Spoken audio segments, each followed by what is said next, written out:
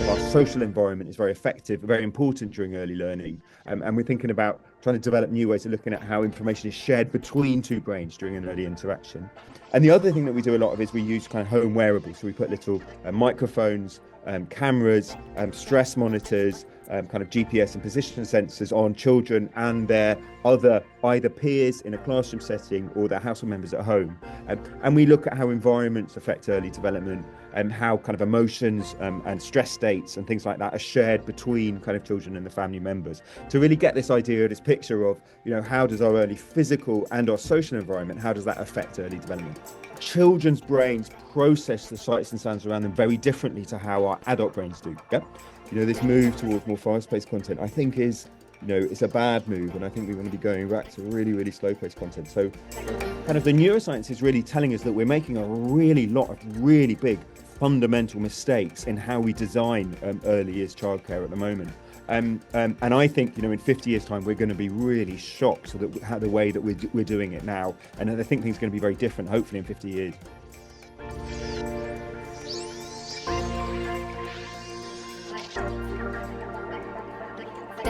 So welcome to TechTots. This is episode 3, which is a really, really exciting conversation with Professor Sam West. And we're just going to jump straight in. We're going to dig into some of his research. We're going to dig into some of the kind of bigger trends that are going on in technology for young children and have a bit of a conversation. So just to kick us off, Sam, could you just introduce yourself and tell us a bit about who you are and what you do? Yeah, great, sure. So my name's Sam, and I lead a group called the Institute for the Science of Early Years, based out in East London. And we're a group of about 25 kind of researchers. At the moment, we're grant funded, so funded by various grants by the European Research Council, directly from the EU, the Medical Research Council, and other things kind of within Research Council's UK. And I guess the things that we do, so we're based out in East London because we're interested in kind of environments, so how the early physical and the social environment affects brain development.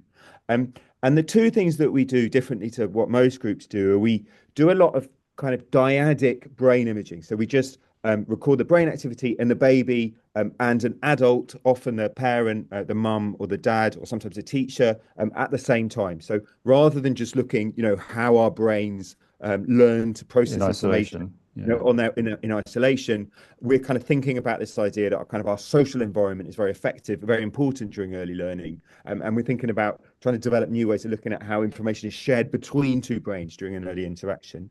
And the other thing that we do a lot of is we use kind of home wearables. So we put little microphones, cameras, stress monitors, kind of GPS and position sensors on children and their other either peers in a classroom setting or their household members at home.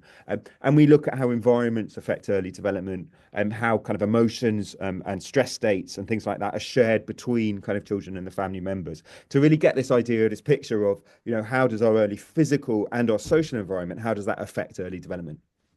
Amazing. And we try not to get into too much sort of detail and jargon for the podcast because we're trying to make sure it's accessible to everybody. But I guess if we could just, what are the kind of biggest sort of things and insights that you're learning from that work that kind of you wish every kind of parent knew or had, kind of understood? What are the things that you need to know about this?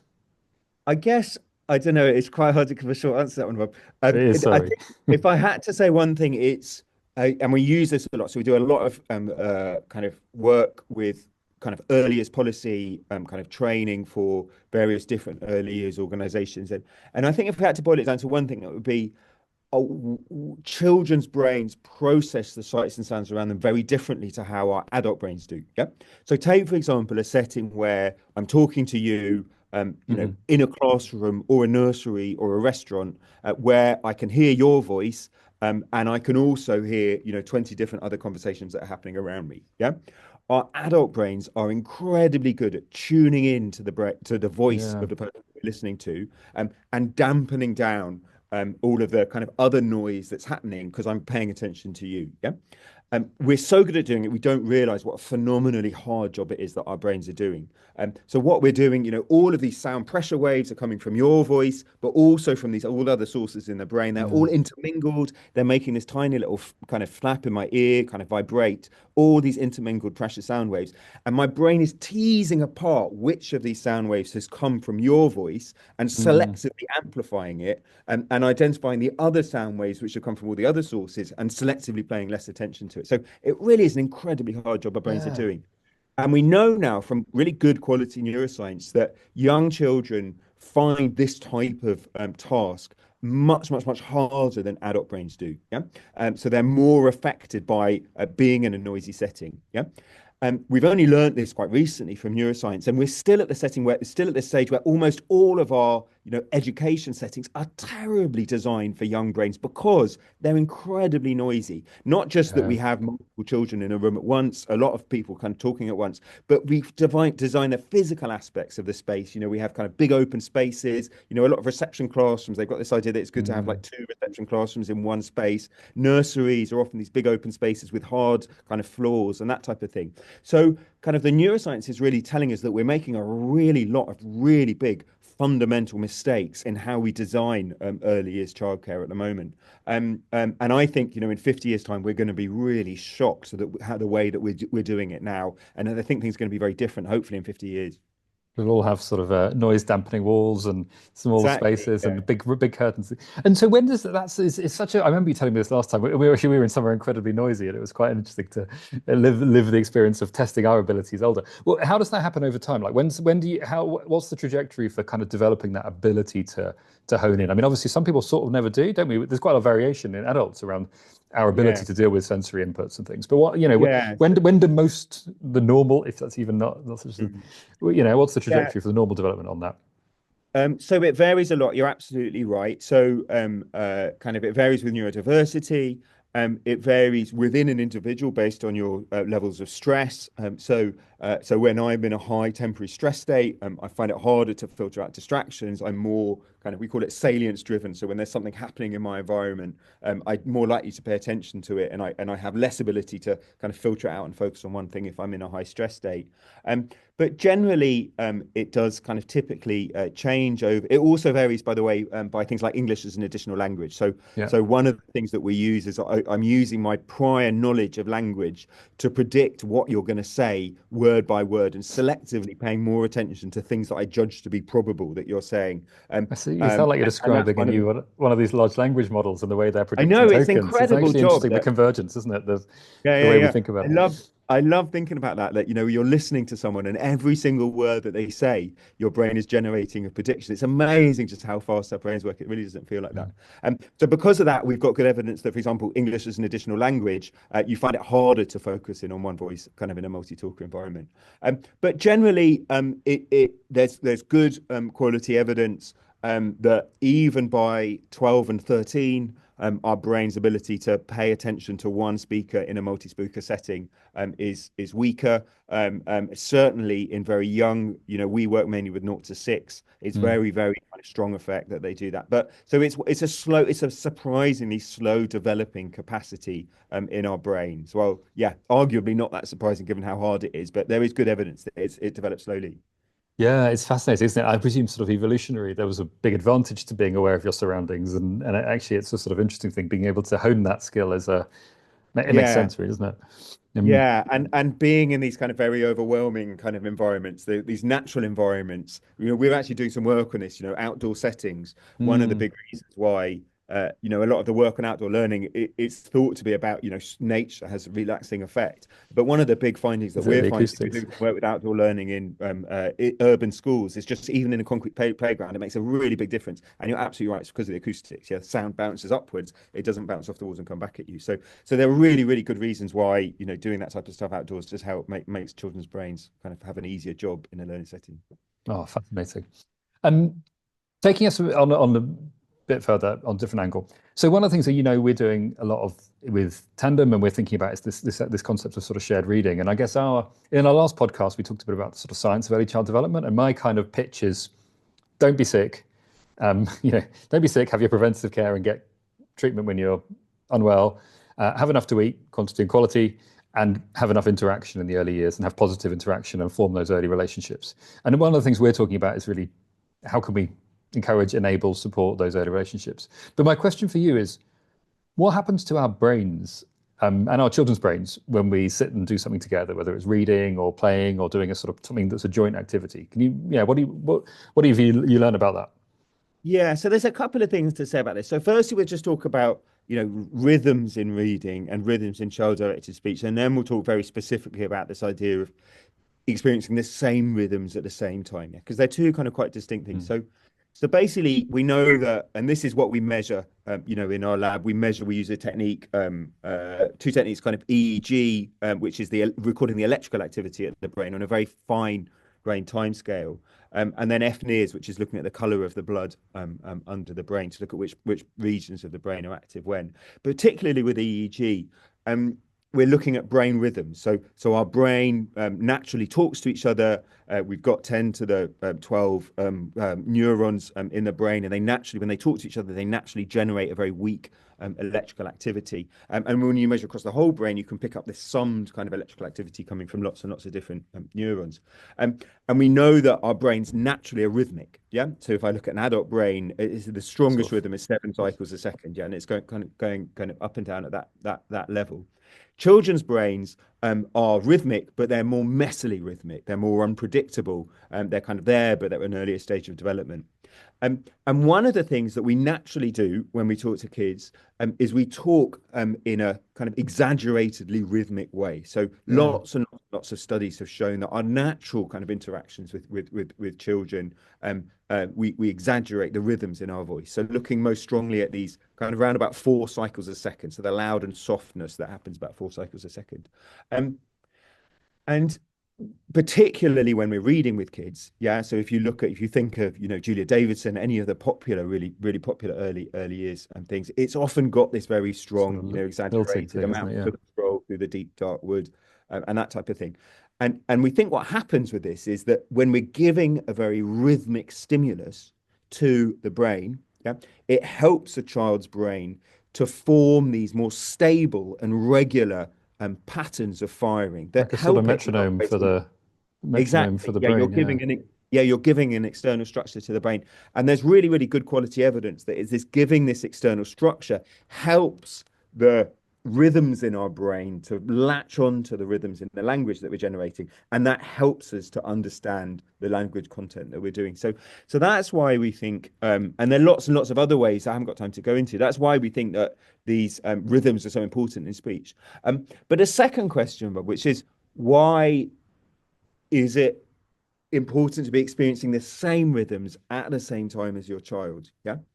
Um, and that is an area that, frankly, is a more mysterious area of neuroscience at the moment. So there's a lot of evidence from a lot of different sources that being in the same state at the same time as someone else promotes feelings of mutual understanding and affiliation. Yeah. Mm. So just to give one example, they did this experiment where they had a little baby bouncer, and they got I think it was a 3-year-old to bounce up and down with a adult experimenter either at the same time or out of sync. What a With brilliant experiment. I I know love it the must studies you have do been in a your really lab. It fun one sounds to so much, do. that sort of studies are just sound chaotic, but brilliant. I know, yeah, I know. It sounds cool.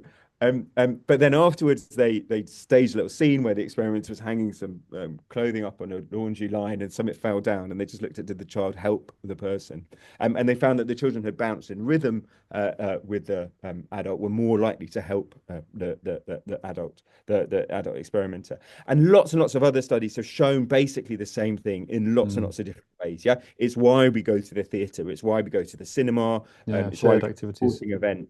And there's something about this idea of experiencing the same thing at the same time as someone else helps to promote feelings of connectedness to other people. And And presumably this it's is a all, really, say sorry, again. go on. Go, no, carry on. I know. I was going to say, so this is a really important part of shared reading. Yeah.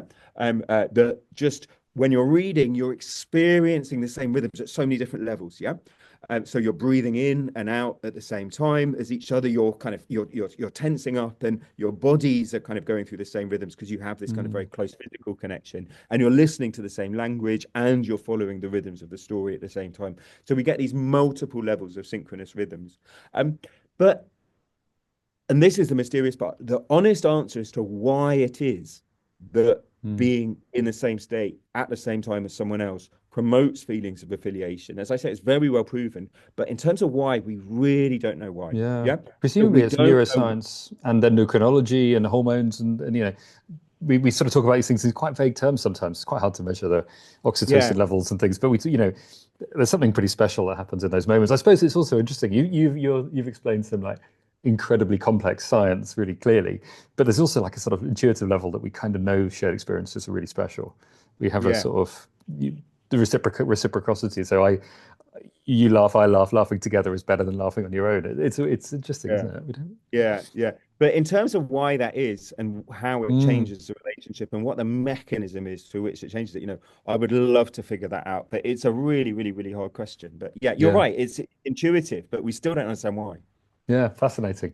So going back to the kind of keeping this really applied for parents, we want this podcast to be kind of for everybody. What if you could kind of distill what you've learned from all these sort of studies and in your work, like to parents of like what's one or two things that a parent can kind of do with their kids in the early years that are going to be like they can go to bed feeling warm at night. They've done a good bit of parenting. Yeah. I think parents often feel guilty too much, so trying to help people Mm. parents not feel guilty. So what's the antidote to that? What are some good tips? Yeah, so I guess, building on that idea of rhythms, I think one of the things that is really underappreciated in its importance in early years is the idea of predictability. Yeah. So predictability happens at so many different levels, from daytime routines. Yeah. Particularly during the school holidays, for those of you with older kids. One of the big reasons that, almost every parent says summer holidays can be a really big challenge is because they just lose these daily rhythms. Yeah. So Yeah. suddenly there's just no pattern Even to half it. term, sometimes I feel like. Even half term, yeah, you lose it. So those types of rhythms, daily rhythms, doing the same thing at the same time each day, Mm. through to these, sub-second rhythms that we've been talking about in Mm. speech, through to, little sequences. Babies love playing peekaboo, and again, it's about the predictability. Anything where you can be building predictabilities. They do something, you kind of, and you reply, back and forth, things like that, The serve or and return, as it's called. Yeah. serve and return, yeah, wind the bobbin up, all of that stuff. The more we understand about the developing brain, the more we realize that these types of predictabilities, rhythms, periodicities, all of these different timescales are really, really, really important. Yeah. Mm. Much, much more important than what a lot of parents think they ought to be doing, which is, giving a lot of stuff to a kid. Yeah. Giving Yeah. them a lot of new content, giving their brain a lot Broadcast. of kind of Yeah. process. Yeah. And it really is the opposite. So earlier on in development, you really want, as pared down as you can be, doing the same thing again and again and again. That's why babies, start their early learning works best from something really simple, like banging a spoon on a table. Yeah. Yeah. And it's about making a predictability. Their brains are learning to Yeah. predict every time I hit the spoon, I'm going to hear that noise. Yeah. And it helps to promote the crosstalk between kind of motor and auditory parts of the brain. So yeah, don't think about stimulating, don't think about giving a lot of stuff. Think about giving a little amount of stuff and giving it Yeah. in a super predictable rhythmic way. And I guess that would be, my Top short kind tip. of first thing. So, Sam's yeah. top tip. There you go. Heard it here first. Or maybe not first, but anyway, yeah, heard it here. One of the very interesting that thing around predictability. I mean, one of the things that we've been thinking about with Tandem is that kids are quite varied sometimes in how much they can cope with surprise and actually how much they need some predictability. And it's part of the sort of neurodiversity thing. And we've been trying to sort of dabble with this idea of you being able to sort of calibrate to just the right amount of surprisiness. And actually this idea that for some you actually want a very simple linear story arc. And you maybe need that actually to be able to find a story, not a scary thing to read together. Whereas for others, actually, it becomes very boring, and there's a sort of you want more intrigue. And it's something really interesting around technology and the ability to sort of tailor that we're trying to sort of dig into on that. Yeah. Yeah. So just to add kind of one more layer of kind of nuance to that then, which really explains very nicely what you've been talking about, Rob. So we think overall the pattern is we do our best learning from an also we do our best learning from an intermediate level of predictability. Yeah. So if something is too unpredictable or it's too predictable, we don't learn so well. Is where our brains can predict what's going to happen next some of the time. Yeah. Mm. And for young brains, we're not very good at making predictions. So the more predictable you can make yourself, yeah, Yeah. the more that will help them to get to this sweet spot where their brains predict right sometimes. Yeah, even if they're in a super predictable situation, a young Mm. brain will only make the prediction right some of the time. So for them, the more predictable you can make yourself, the better they learn from it. Yeah. As we get older and our brains get better at making predictions, the position of that sweet spot where I can predict right some of the time, but not all of the time changes. Yeah. So that's why you see a lot of kind of typically developing older children will Mm. actually start engineering unpredictability. Yeah. Yeah. Because, they'll put some pepper on their, cornflakes, Yeah. or Yeah. they'll jump up on the table, or they'll do something unexpected in a social situation. Yeah. And that is driven by the same mechanism, but they're in a situation that they would find too predictable. So they don't learn very well from. They can push the So they boundary out. make it a bit more unpredictable to keep them in the same safe. And with neurodivergence, that the idea is, there's a lot of evidence, this idea that, brains of people with autism, for example, find this kind of moment by moment predictiveness harder, which is why they Quite exhausting. prefer Yeah. more predictable things. So, for example, for taste, I was having this really fascinating conversation with Yeah. someone with autism about just that they say they hate biting into an apple because Yeah. every time you bite into an apple, it tastes slightly different. Whereas Yeah. they love eating Doritos because every single Dorito, your The brain knows consistency of the exactly. ultra processed food Exactly. is. It makes And sense, for and you talk about this with food separating, like we yeah, produce food that has, it all starts to make sense and people resonate. yeah, it does. Um, Yeah, but it's fascinating that it's one brain mechanism, it's one learning mechanism that explains both why, we like predictability and we like unpredictability. And it's all about the stage you're at in your development. Amazing. We could talk all day, but I'm going to try and keep us moving because we promise these podcasts aren't going to be too long because they're sort of aimed at parents. But I want to ask you a couple of quick questions, and then we'll go on to a super quick fire round. Yeah. Firstly, like tech's advancing really, really quickly. Like, what are you most excited about in kind of your work and your sort of sense of like what these technology changes kind of mean for all of these things we've been discussing? Yeah, so just to quickly talk about this again, yeah, we could definitely talk for a long time about this, but um, we've just got a new grant from the Leverhulme Trust to look at this idea of fast-paced screen content. So basically, as we were saying, our brains make predictions kind of moment by moment, and young brains are less well able to make predictions, and they're kind of more computationally inefficient. They have got less prior knowledge, and so on and so on. So it makes sense that the rate at which we can predict increases as we get older. Yeah. But what we really don't have any evidence for at all is, how fast is too fast? Yeah. And how does this change over development?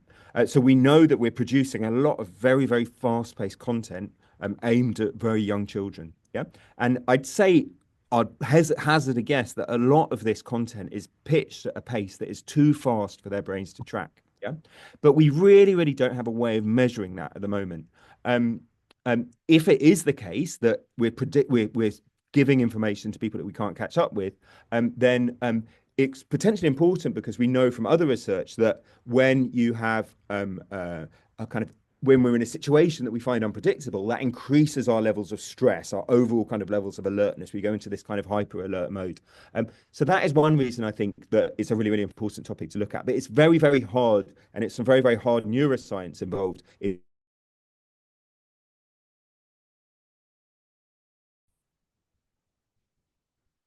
Sorry, Sam. I just had to lost you for a second.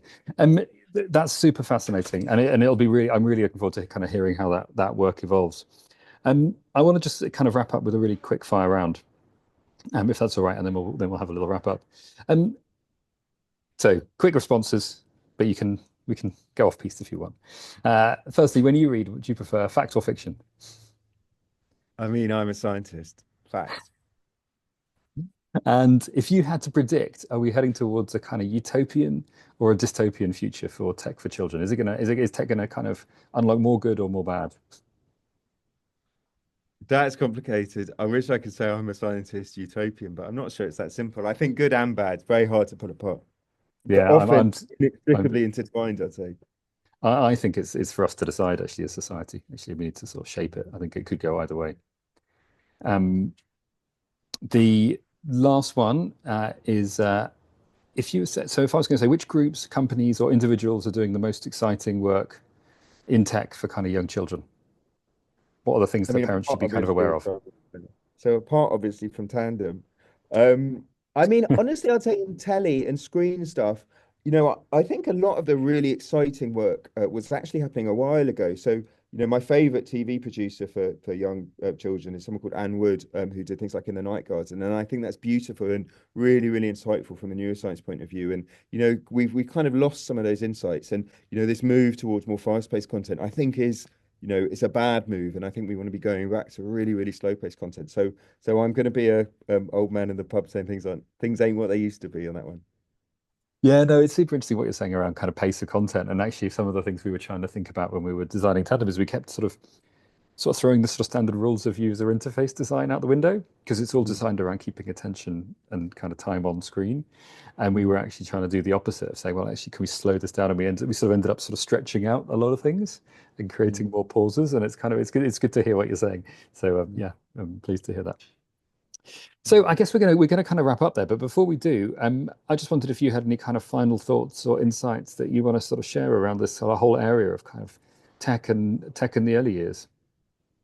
Yeah, I guess the most important final thought is just, don't assume that what is good for your adult brain is the same as what's good for your child's brain. Often it's very, very counterintuitive. Often, I still do this, even though I think about this all the time. I still impose for my kids what would be good for me, but instead try to work out what's good for them. Things like repetition as well as program pacing, as we've been talking about that type of stuff. So kids' brains are very, very different, and the things that they benefit most from are very, very different to what our adult brains do. That's a brilliant, brilliant final thought, Sam. And I think it's a really good reminder actually, because it's one of those things that we probably sort of notice, but we also Yeah. sometimes, well, at least I forget as well. So but just to wrap up, thank you so much, Sam, for a kind of incredibly wide-ranging conversation around like delving into the kind of depths of what's actually going on in our kind of pulsatile brains as we interact together and as we grow. Really, really appreciate you taking the time out and hope we can get you back on the podcast sometime again soon. Yeah. No, really happy to. It's been a pleasure being on. Thanks for having me.